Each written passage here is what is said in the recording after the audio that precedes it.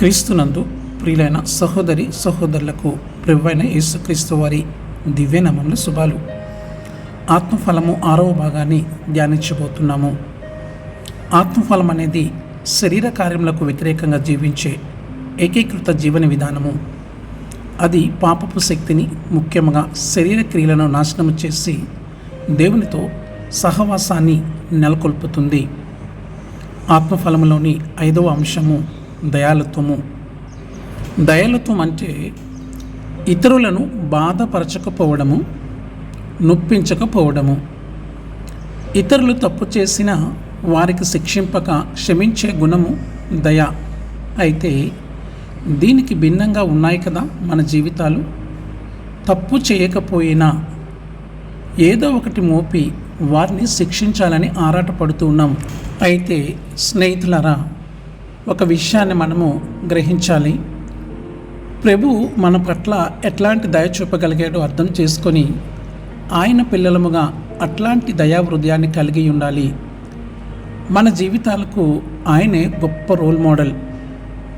ప్రభు మన దోషముల విషయమే దయ కలిగి ఉన్నాడు. దోషములు అంటే పాపము, తప్పు అని తెలిసి కూడా మనం చేసే పనులు.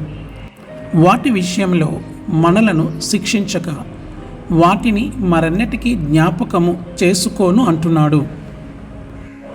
అవును, ఆయన దయకలవాడు కాబట్టి నేటికి మనము నిర్మూలము కాకుండా జీవించగలుగుతున్నాము.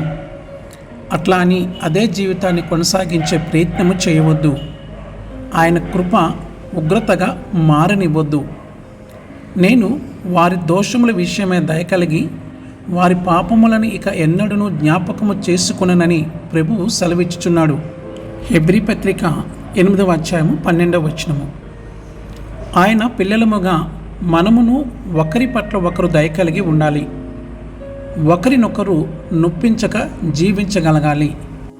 అట్లాని ఒకరు తప్పు చేస్తున్న వారిని నొప్పించక ప్రోత్సహించు అనేది దీని అర్థం కాదు.